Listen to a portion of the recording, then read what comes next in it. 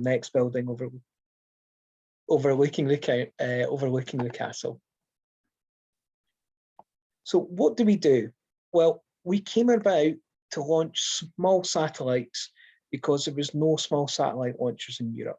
And we talk about small satellites, we're talking about things that range from the size of your thumb up to around 300 kilograms, and they're roughly about the size of a car engine. So we've brought this forward to see. And by doing so, we realized there wasn't a huge amount of experience in the UK. So what we've had to do is take the best. So we've got the likes of JJ Marlowe here, who is our head of engineering, who is a PhD down from Kingston University, which is one of the best universities in the country when it comes to rocket propulsion. And then we've also packed an advisory board. So we have the likes of Tim Peake from his time with ESA, and a few different politicians, the likes of David Willits, who was on the defence and has dealt with various sort of space companies before. So what do we actually do? So we're actually looking to build and are currently building the Skyrora XL. So let me first of all put your mind at rest. None of these are going to be flying anywhere near Gore Bridge. What we're building in Gore Bridge is an engine test site. But this is how we're getting to where we need to be.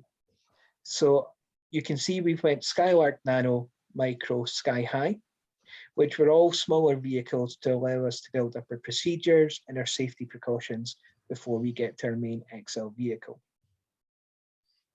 These three, the maximum height that the first two would go to is roughly about 30 kilometers. Sky High can reach 100 kilometers.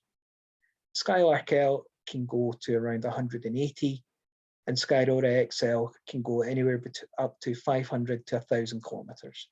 And which will be, so what we call the difference between these vehicles are, these would be suborbital, so something that's unable to release a satellite into orbit, and orbital, something that can release. So what does that mean for ourselves? Well, the reason we've came about, as I said, there was a market demand for it, but also we've realised Scotland is a space nation well before we came around. So I'm not sure how many of you would know this, but outside of the US, Scotland make the most satellites in the world. In fact, not just Scotland, Glasgow, specifically Glasgow.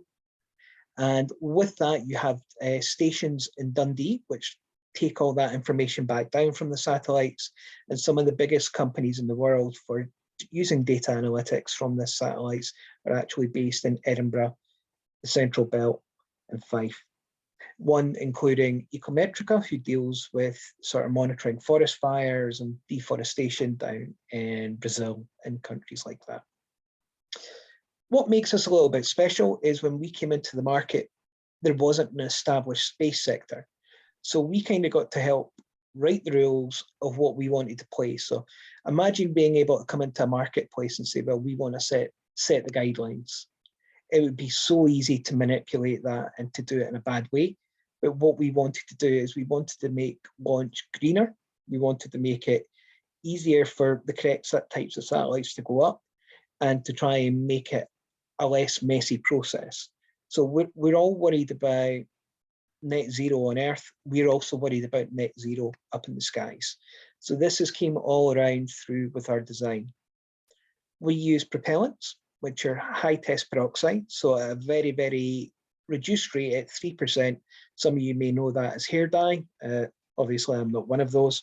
And if you push it up a little bit to 5%, you can have cleaners for the hospital. But we use a 98%, so a super, super strong version. And then kerosene. So the HTP, when it goes as an oxidizer, releases basically an extra oxygen molecule, and they only burn off as water or steam. On the other hand, the kerosene is what we get, and it unfortunately still has some of the carbon release, but we had a plan for that, which I can show you in a few minutes. So this gives an indication of how sort of the satellites would look within the top of our structure. If we wanted to take certain payloads, we can take either one 300 kilogram satellite, or we can take 10 30 kilogram satellites. Yeah, that's right, my calculations there. We will be looking to actually launch the main vehicles from the north of Scotland. So there's 3 spaceports that are currently in the running. You have Scott, which is up in Shetland, Sutherland, which is the north of Scotland near Tongue, and then near the Kinetic Range in the Western Isles. And this is what we've made to try and make it look different. Sorry, I'll go back there. What we can see here is this is how we have planned for our spaceports to look like when we get there as well. We don't need a big Cape Canaveral. We don't need anything like Andrews Air Force Base. We need a small concrete pad with a few lightning towers, which is number 7, and an installation unit. So number 1, the big, would be the biggest footprint that we will have on this. Besides this, everything else should be able to be removable. So this means using containers for our carrying and for pumping equipment, so we don't leave a footstep on the actual basically land that we're working on. These are just some of the technical ones, which I'm quite happy to ping this across later if Mike would like to distribute to anyone that would be interested in it. These are just giving some of the more calculations for those that may be a bit more engineering or physics minded. So what makes also a little bit different is our 3rd stage, or what we call our space tug. So I mentioned earlier about having net zero on Earth. Well, if you can imagine just sending more and more satellites up there, it's going to become a bit like a car park, and a lot of junk is going to be up there. There's satellites, for example, like Prospero, who's been up there since the 1970s, which is no longer in use. We have actually started something called the Prospero Principles, where we're asking the question is, whose responsibility is it to deal with this after a satellite is no longer in use? So our space tug has been designed around this. It allows us to drop off satellites in many different orbits, but also when we go to attach robotic arms to it, we'll be able to do recovery missions or re-orbit different satellites. So maybe we don't need to launch as much. And it's what we're seeing as the next level of service when it comes to space. So if we can do less launches and reprogram other satellites to do what's needed, this is where we want to lead it to. So where are we and what are we looking like? So as I say, we're based in Edinburgh on Princes Street. What you can see here is some of the areas that we've got. So this was our original test stand, which was actually based out in Rosyth. And this is what you would have seen if you were standing next to it. So from above, it would have just looked like some pipings and some small squares. We have slightly updated that, so I've got something that I can show you in the future with it. And also above is our main workshop, which is in Cumbernauld, which we've not yet actually announced to the press. We also have a small workforce in Germany, Bulgaria, and Dnipro. The German and the Bulgarians are helping with additive manufacturing. So we actually 3D print our own engines in-house. So we're for example, our Bulgarian site is doing different types of metal testing to see what would work best. So we can make something stronger, lighter, and better for flying. And Germany is doing the same with plastic carbon and different types of carbon for us. The key one that I did mention was Dnipro. And what is out there in the Ukraine at the moment, Dnipro is actually called the Rocket City. So all the former Soviet launches, all the rockets were actually born and built out of Dnipro. So we've taken the best of the best in this country. We've supplemented some of the old Soviet tech people who have came on board to work with us. And then that's given us a good level of knowledge. And then we started to bring in fresh graduates, people from oil and gas and the nuclear sector to pad out the team and to build our team. So it's people from various high pressure vessels that we have on site that's allowed us to basically work towards bringing space to be the next sort of civil protected network of things, if that makes sense, kind of like oil and gas. And we're hoping to get that qualification coming through as of next year. Some of the techniques we use, 3D printing. As I said, we've designed our own 3D printer here for making our engines. But the one that's most exciting for myself is EcoScene. So I talked about kerosene earlier. EcoScene is the fuel that we will be using rather than kerosene. So what is EcoScene? It's something we've designed in-house. Basically, it is a 3-step process. It takes plastic waste that was previously unrecyclable. So I'm talking about your polystyrene that would protect your televisions, things like this, and your farmer's wrap that you see in the fields that go around the hay bales. All of this used to just be incinerated. We now have the technology to take that, go through this process, and for every 1,000 kilograms of waste plastic, we get 650 kilograms of usable rocket fuel. The good thing with this, it gives us less sulfur, less carbon, and carbon output. So it is actually becoming a greener option for us as well, which allows us to keep going with that net zero sort of outlook on space. Really, we've pushed, as I said earlier, to try and get a new set of priorities in place. And what we're seeing is Scotland is really the birthplace of the new priorities, which has been eco-fuel, removal of space debris, collaboration across the sector, and also making sure that our ecological footprint is as minimal as possible. What we're finding is a lot of the companies in space, whether it be the people that build the satellites or people that are the end users of the data, are all really wanting to make sure that to get the data that they're wanting, it's being done in the most environmentally friendly way possible. So far, as of the end of this year, really, since we're here, what you're seeing in the photo there is our suborbital Skylark L. And what you see there is what we call our mobile launch complex. So this is everything that we would need to launch that rocket. So basically it's 4 containers on the back of the lorry there. And this was actually taken up north, just a little bit west of Tain in the Highlands.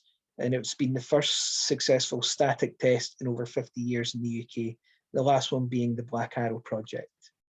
We recently received £3 million in ESA funding, so the European Space Agency, who's helped us develop the site over in Broadwell and Gore Bridge. So what I will show you though, and I think is possibly more important for yourself, is going to be what you actually will see and what we're doing on site over in Gore Bridge. So I'll just bring this up if I can find it. So what you will see is structures very similar to this. So it's roughly 2 to 3 freight containers high, and what it is used for, I apologise for the fact of trying to turn a little bit, is to allow us to test the engines that will go onto these rockets. So what you can see here, this is the smaller engine being static testing, which will be the very top of the rocket, but it's the same format of all our tests. The rocket engine is pointed down and is fired down into a flame deflector, and what you're seeing there is how the burns take place. These tests normally take place for anywhere between 12 seconds up to the maximum test that could happen would be a 3-minute burn, and we would only really do these once or twice a day depending on the lens. We've got an agreement with the local council and the local community that our tests will be held to 30 seconds unless we apply for special permits. The next video is just a bit up close, again showing the larger engine being tested, and it gives an indication. So what you would see if you were in the area at that time is a lot of steam being produced, which, as I was saying to Mike earlier, my worries would be that may affect thermals in the area for you. I don't know for how long. And then the loud noise which would be going there. Our safety radius and diameter around it is around 200 meters. But if there's no test in play, there's no reason that you can't be flying across it. It's only basically an hour up to when the test is taking place that there is any real safety issues from pressurization. So anything that could maybe cause a nut and bolt if anything was to go wrong. But for yourselves, my main worry would be afterwards, any effect it may have on the thermals in the area for you. I'm now happy to answer any sort of questions. I see one straight away coming in, which I think came in from Mike, so I'm happy to answer that, which was, why did we choose Broadwell? So I've spent the last 2.5 years going through different areas to see where this could go. And the main point of it is we need to be able to control the area for security purpose. We need to be able to see what's going on in and around us. So if someone was walking towards it, so we can shut down or make sure we can intercept.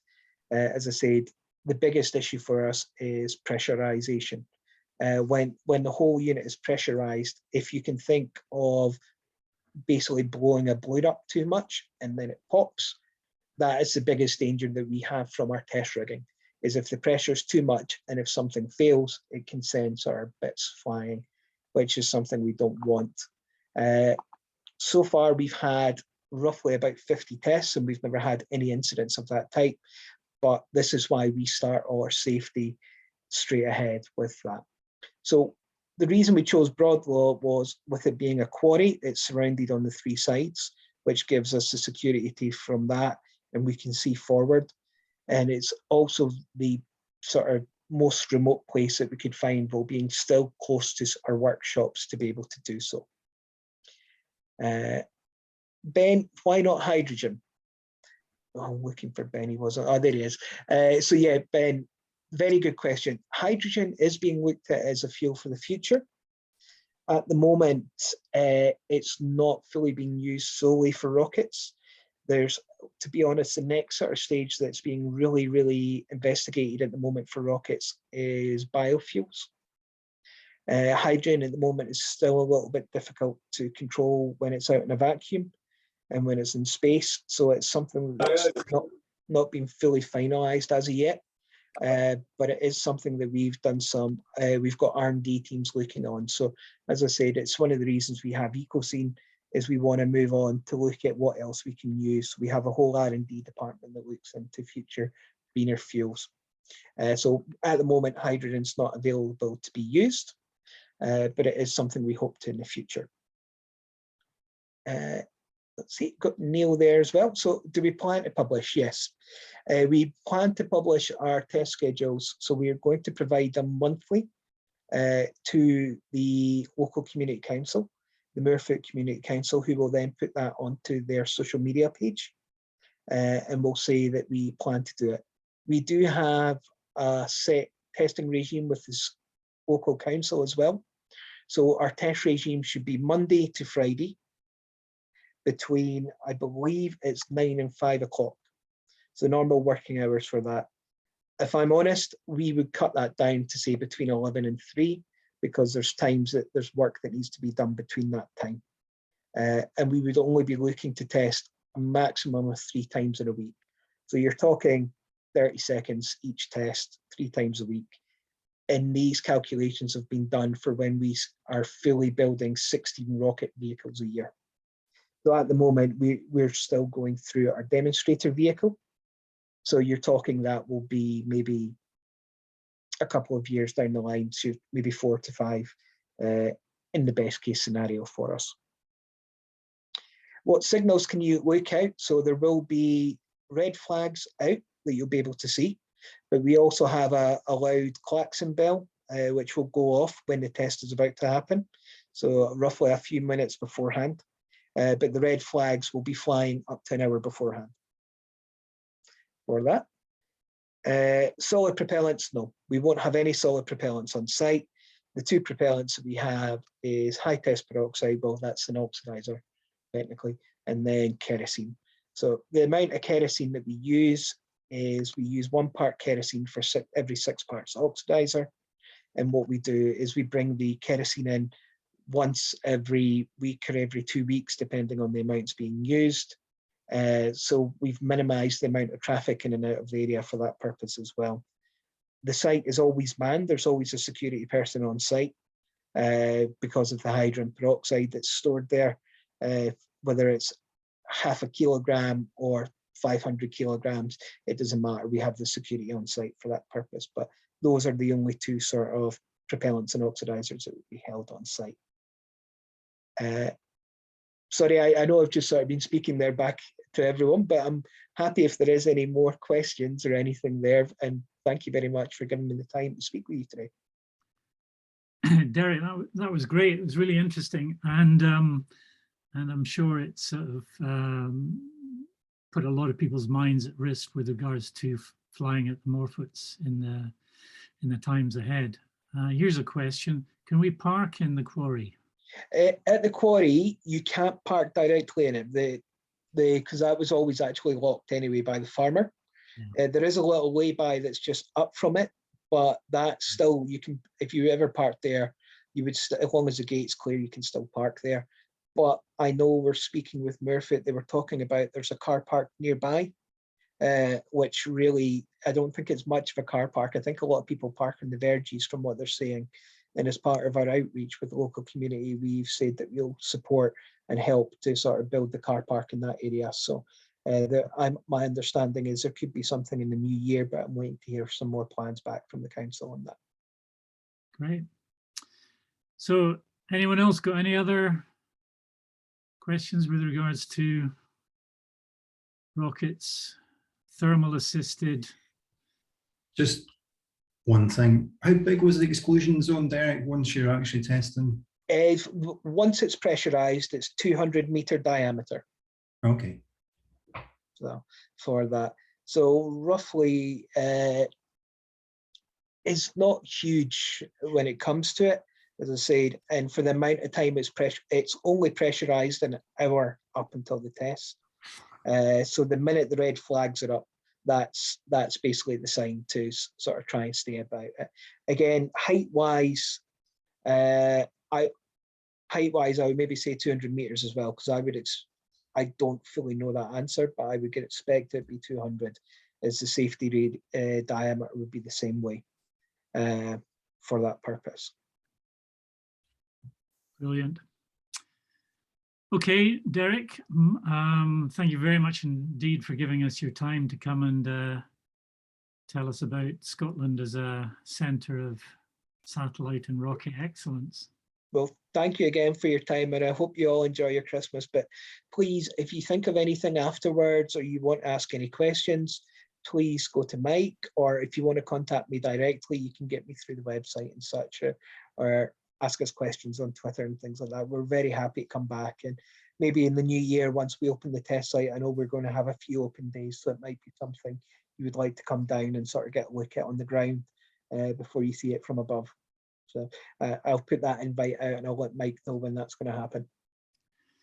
Excellent. Thank you very much indeed, Derek. That's much great. Appreciated. Have a good day then. Okay. Bye. Bye. Right. Ben, do you want to add a rocket to your paramotor? Ben gave you a wee sort of potted bio, which I'll just quickly read through before he kicks off. So he started paragliding in 2013, and although limited success in the XC League, he's been having a lot of fun with the sport on guided and unguided trips abroad. His most recent trip to Colombia in 2020, before the dreaded COVID struck, put him in good currency for that season with his first 100K flight.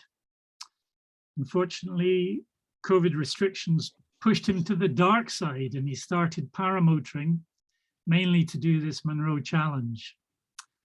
This year, he's hoping to just keep having fun, both paramotoring and paragliding, and learn back what was lost last year. I'm sure you haven't. More SIV required. He would like to be the first to do a 500K triangle on a paramotor in Scotland, and has been planning this, but might scale it back to 300 or 400 initially. Keep going for the 500. He was booked for the Scarborough 2020 and 2021, which was sadly postponed or cancelled. And maybe this year he intends to go, and his challenge will be to remember how to fly. He's currently working as a self-employed well control equipment specialist. And he says he's sold his soul to work over Christmas and be back for the spring. And when he gets out of isolation, he's got some awfully nice beaches outside his hotel. Ben, over to you. Thanks, Mike. That's great. Yes, so I'll just share my screen just now, if I can, and we'll go through this presentation. It'll take about 20 minutes. You'll probably be glad to hear. Let me have a look. Okay, so this is 282 Munros by paramotor. Why did I originally think of this project? So it was, as I say, it was 2020. I'd had quite a good sort of start to 2020. We were going away to Colombia, but unfortunately, that currency wasn't able to be used. So I kind of sat in a room and, as a lot of us did at that time, and figured out that what could be achievable as something to achieve that year for flying. And I came upon the conclusion that one of the things I could do is fly all the Munros in a paramotor. So the original idea for that was going to be 7 days. The reality of that, unfortunately, was probably more than that. So the planning stage, it came out as roughly 1,000 miles, and I reckoned at the planning stage I could do 300 to 400 kilometers a day, and this was just looking at records for XC for paramotors, but it was a bit ambitious, I have to say. So I reckon I could do it in 5.5 days if I was pushing it at 37 kilometers an hour. So the main challenge would be kind of landing spots and weather. That's Ladder Bien and Noida in the background there, in case anyone's wondering. The reality was it took me 29 flights. 2 of those were abandoned or repeated, and it was 14 days and 1,400 kilometers. So the 200 kilometers less is basically was made up by driving. The equipment I used was basically for the planning. It was Thermic XC. Hopefully some of you will be familiar with that site. And I had the Munro waypoints put in to that, and basically it was just joining the dots. I would then export that to my ODXC5, and I had the InReach Mini as a kind of safety for all of that. So in 2020, I had the Vitarazi Classic, and it was about 45 kilograms of gear.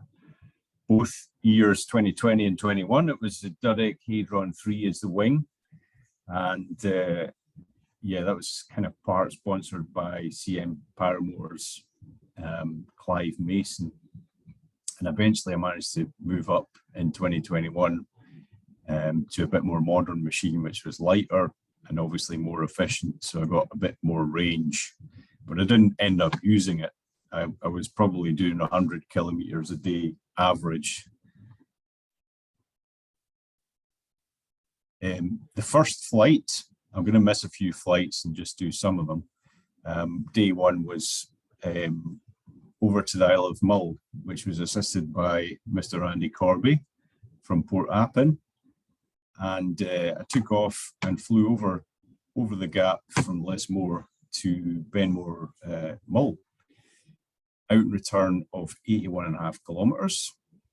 And that was my first flight. And the plan was basically to go up above 2,000 feet so that I could glide to a safe landing in the event of engine failure. The second flight was on the same day, was North Glencoe, taking off the White Corries. getting all the mountains, including the Buchel and Medium Nambian, then over to the Onachigach and south, and then these ones above Ballachulish, can't remember their name, and then back to landing at the White Corries car park.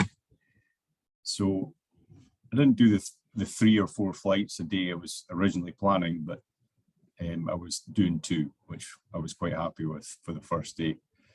Day 3, you'll notice I've missed a few days, but I'm just going to pick up on some of the more interesting flights. Flight 1 was from Newtonmore to Invergarry, 74 kilometers by the Meggie Range, and then back into Invergarry. So that picture in the top left is me messing up the landing. I did a downwind landing because I misjudged the wind direction. So you can just see the skid marks there. The reason I landed at Invergarry is because there's a garage just over the fence there. But luckily enough, the farmer gave me some fuel, so I didn't even need to hop the fence, which wasn't planned at all. So I took off from Invergarry and flew to basically Roy Bridge, which was the reason I landed there was because I had a tangle in my line, so I kind of landed a bit early. It was a place called Achnacarry Estate.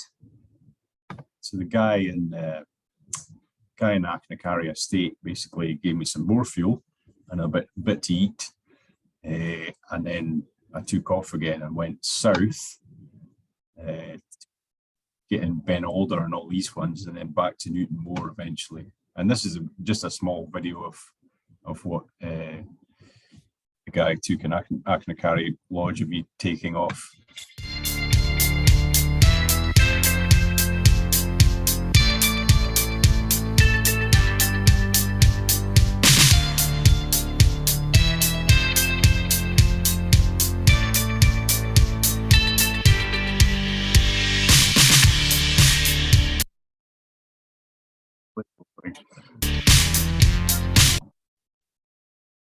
So day 5, which was quite a big day,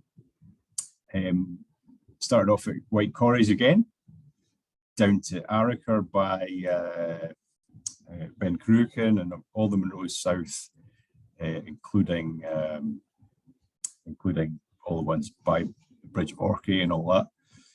I was supposed to tag originally Ben Louis and the 3 mountains there, but ended up deciding not to do that, and landed at Arrochar. That's Arrochar in the top right there, and the picture in the back there is Ben Lomond. So that's me taking off after Arrochar and just tagging Ben Lomond and then heading north. As you can see, it's a normal Ben Lomond day, super busy. It didn't work out so good that day because the wind started getting pretty strong when I got to Crean Larrick kind of area. So I cut it off before I got to Benmore and the Binion, because basically they were, it was too much for me.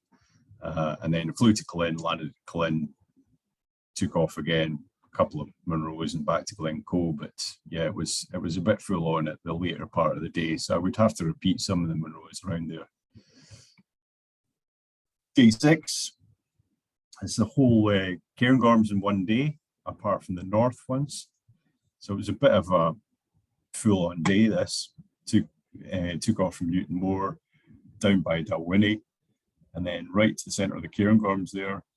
Eventually landing at Glenshee Ski Centre, which was a bit weird because my mate Stuart was there.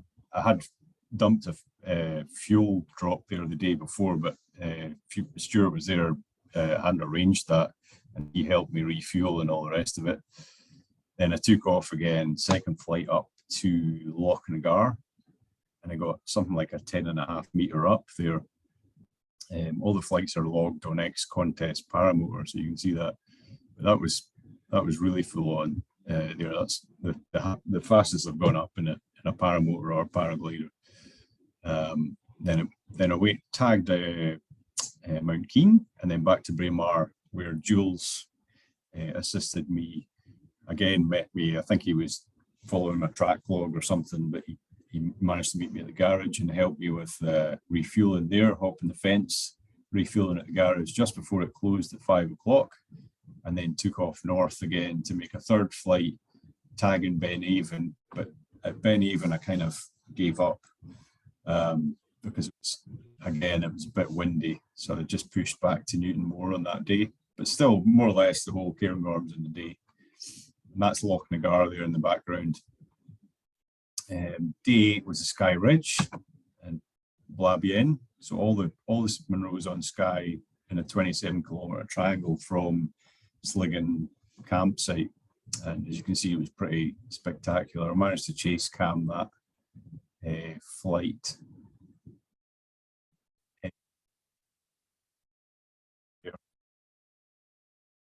Day 9, this was Auca State, Ben Louis, Ben Moor, and then Killin to Shawing. It was basically tagging all the ones that I'd missed when it was too windy, that on day 7 or whatever it was.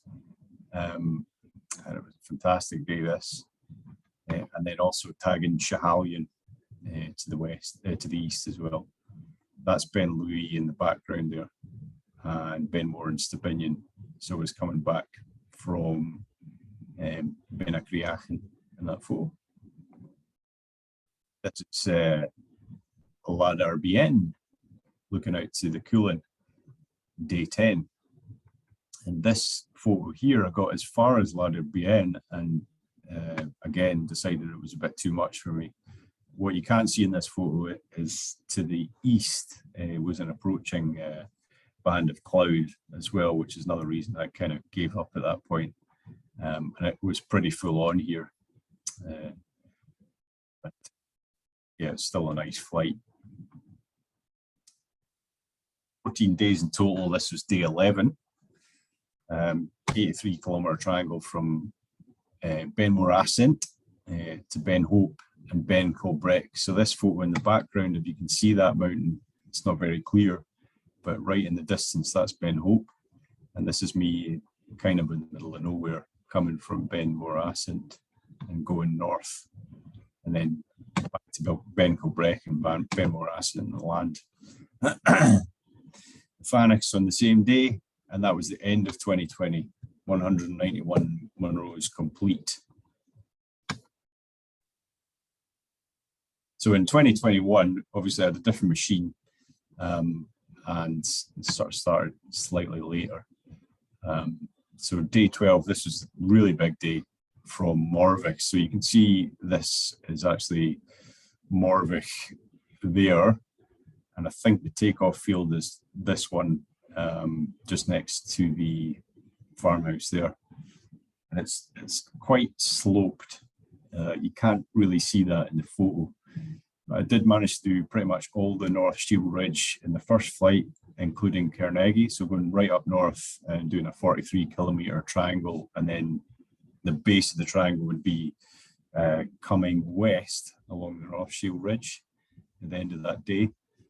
That picture in the top right is the North Shield Ridge.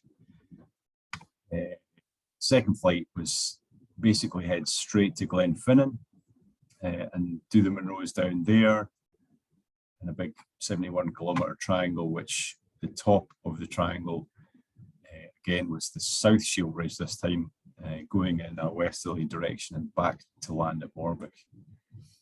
Some of you be quite familiar with these sites. Day 13, we're getting to the end. This is Aviemore in the North Cairngorms, which is the ones I missed on that day that I never managed to tag the Cairngorms. That was a 65-kilometre, taking in all the north and taking off from Aviemore. Flight 2 is Ben Wyvis and Ben Derg, a 59-kilometre out and return. And Loch Carron east, which was just 2 Munros because the cloud was coming in from the west there. Just have a look here. So this is it or something? And the bottom right is Ben Derg. this was my day in the Northern Cairngorm, so I'll try and share this with you. Hopefully the sound works. Okay, this is day 13, Northern Cairngorms. This one's Cairntoul, obviously. Some of you might recognise that. And then I headed sort of east towards Ben Macdui, and then down the ridge to ultimately Ben Ave, back to take off. So that's Sron Riach, I think, the lake there. And yeah, ultimately landed back at Aviemore and then headed to Ben Wyvis and Ben Derg when the clouds started to close in from the west. This is actually over the mountains near Loch Carron. That's Mulken Derg, the mountain down there. And basically, as you can see, the clouds started to close in from the east as well when it was over here. So I only managed to tag a couple of Munros here. And that little gap in front was where I managed to make my escape. Not too smart to be above here with all that cloud coming in, but eventually I made it. So all's well that ends well, but not to be repeated.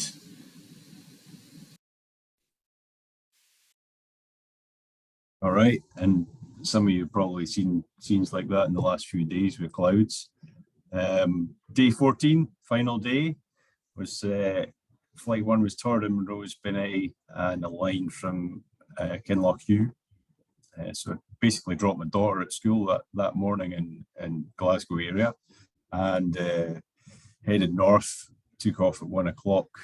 So it was quite a fast drive up to Kinlochhew and did these ones and then finished with Nevis and the Great Corries to Ben the Lap. It's a 30-kilometre flight. And that was it. I'd actually done this flight before, but the flight instrument froze to it, so I had to repeat it basically. Here's a little video of that on the last day.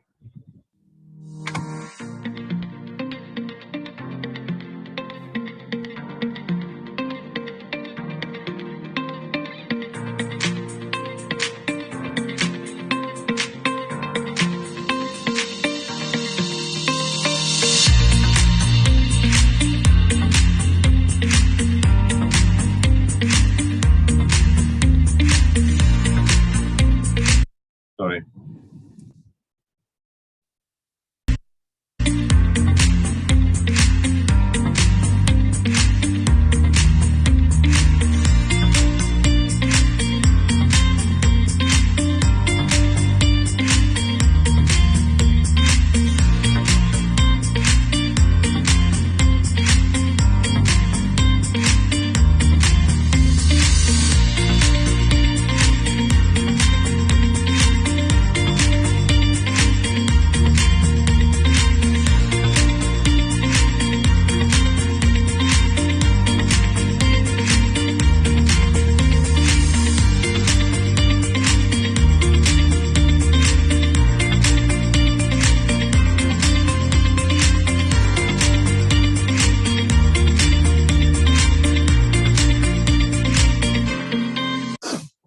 Okay.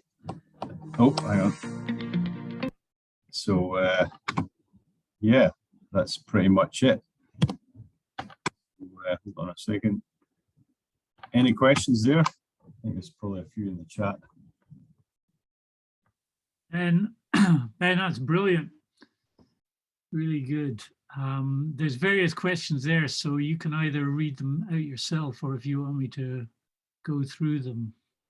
Yeah, hold on a minute. I'll go for that. Just trying to...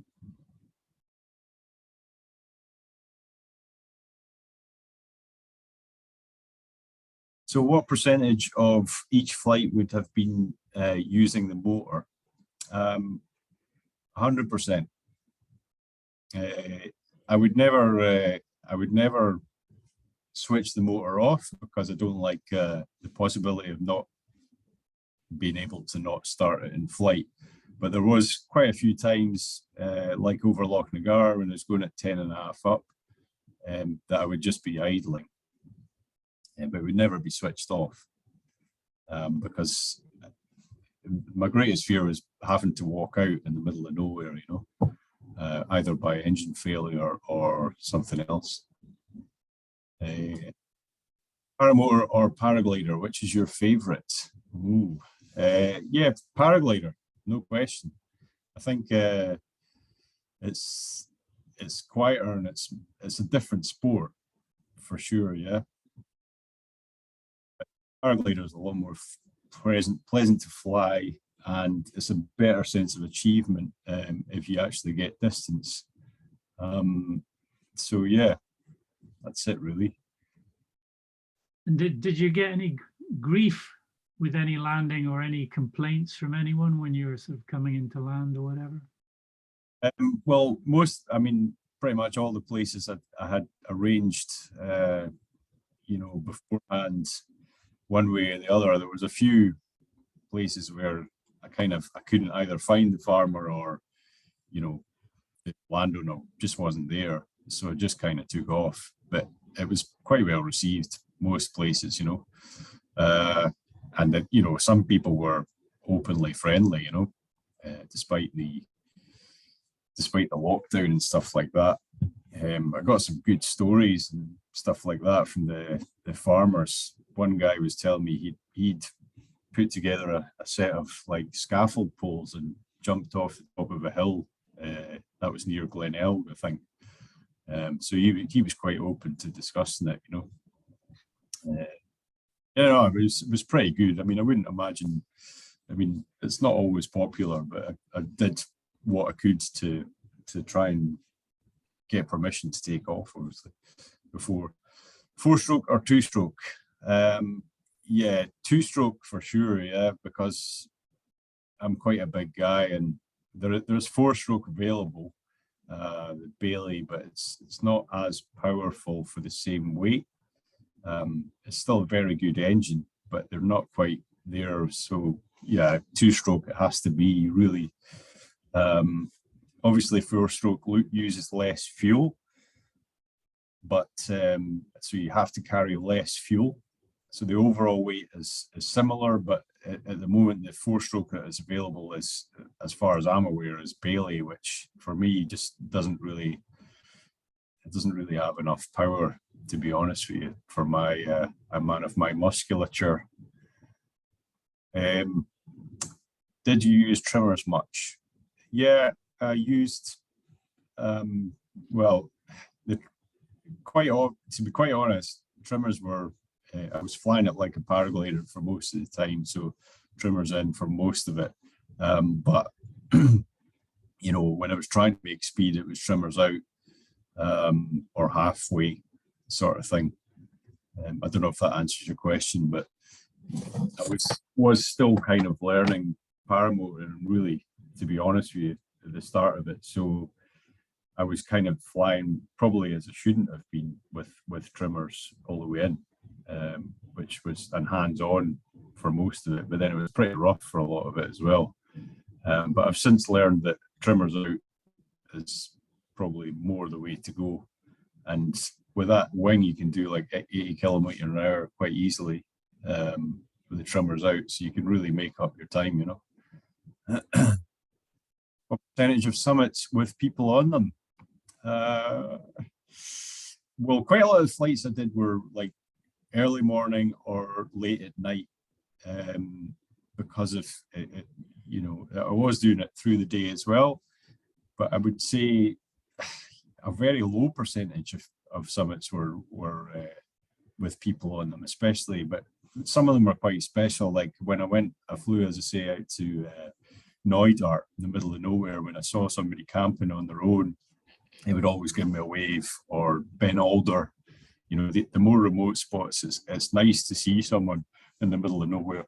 Ben Lomond, it's obviously a bit of a circus, but I would say maybe 10%. Electric start, no, because it's too heavy. So it's basically trying to go for weight. So I think electric start adds about 1.5 to 2 kilos, maybe a bit more. And then it's something else to go wrong. So pull start all the way. Fuel consumption. So I put that out there. So the 2021, it was about, well, probably realistically 5 litres an hour I was doing, and then I had a 14-litre tank, so 2.5 hours, something like that. And the 2021, I was able to fly for sort of 4.5 hours, and that was 3.2 litres an hour if I was being optimistic, but probably more like 4 litres an hour with an 18-litre tank. Did you ask about launch fields or just help yourself? No, I'd asked for everyone. I did. And did I carry oil? Well, for the days like, so for example, the Cairngorm flights, they were like a pre-drop. So I filled up a pre-mixed fuel jerry can and sort of hid it somewhere the day before, like near to Glenshee Ski Centre and stuff like that. And I would just land and find it. Hopefully somebody didn't steal it.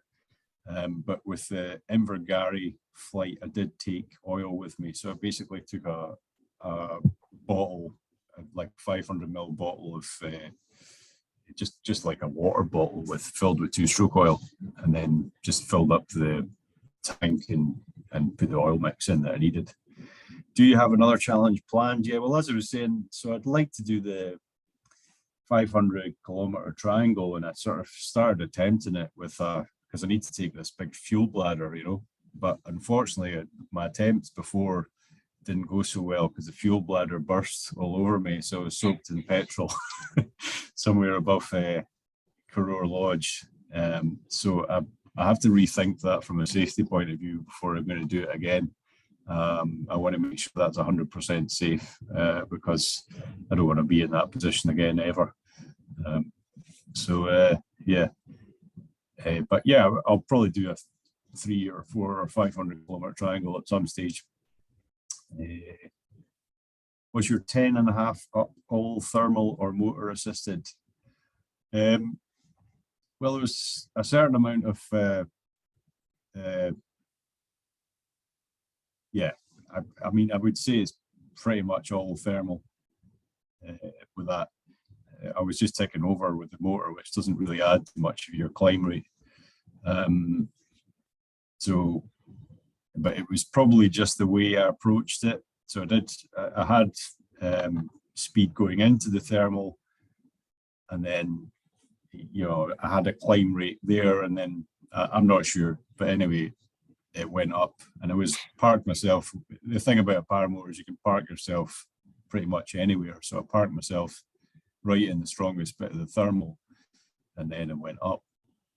Can you pull start in flight? Yes. The tangle caused in flight. It wasn't something that happened in flight. It was a poor takeoff. So it was just human error in takeoff, quite like you normally do in paragliding, but yeah, I should have spent a bit more time on the pre-flight checks, to be honest. And that's it. I think I've answered everything. Is there anything else? Do you want to exit your shared screen, Ben, and we'll just see if anyone else has got? So any other, one new message? What did you think of the Hadron 3? Would you consider attempting to free fly the Hadron 3? I don't have a harness for free flying the Hadron 3, but I would. It's a really nice wing. It's quite, it's really, really dynamic. And I would consider using it for acro with trimmers in, for sure. It's a really fun wing to fly, actually. But I haven't got a harness for it for free flight. So if somebody wants to lend me a harness, then I'll do it. But at the moment, I don't. But I probably would. Yeah. Thanks. Great. So, how did you deal with such bumps? Just basically shitting it mostly. I think that's. I mean, yeah, paramotor is pretty horrible because of the weight on your back. Sometimes it's not very nice in turbulence. But you just get used to it and realize that the wing can deal with it, and the hadron free, that if you look at the manual, you're supposed to trim her out and, you know, basically fly it like an aircraft at speed to deal with the bumps. But I didn't do that. I trimmered in quite a lot, but you just kind of get used to it and sort of figure out what your tolerance is. As I say, the wing is pretty amazing. It can pretty much deal with anything. It's just the pilot that can't.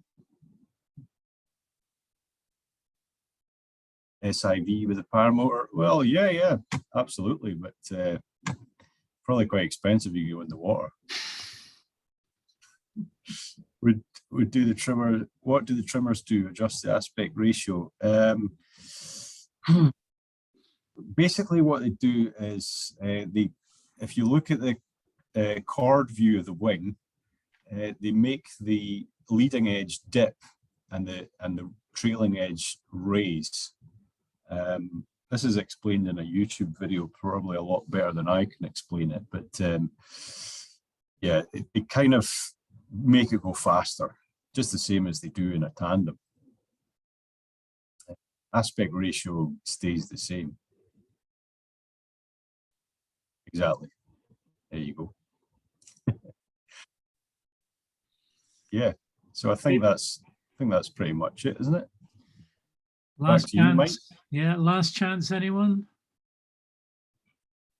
Ben, that was a fantastic adventure, and I think everyone's really jealous of you, especially when you were able to do it during some heavy periods of lockdown. So good for you, mate.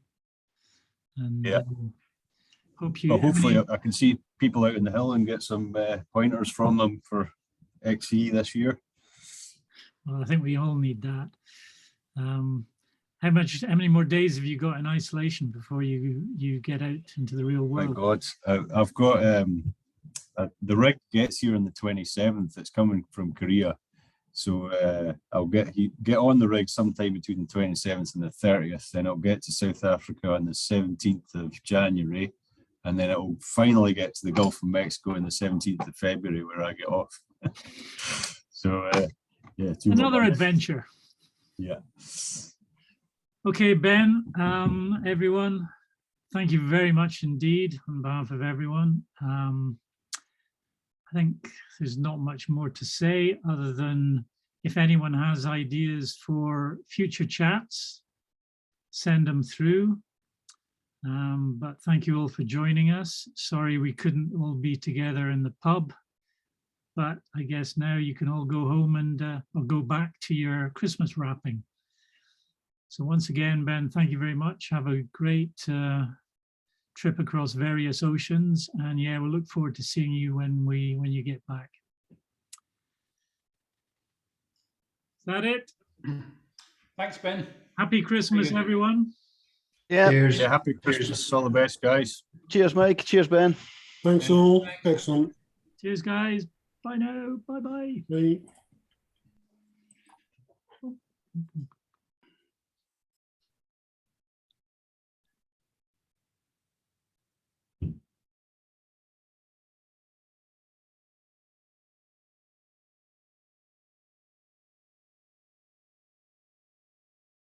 That's the last of them. Flex, looks like you're the last.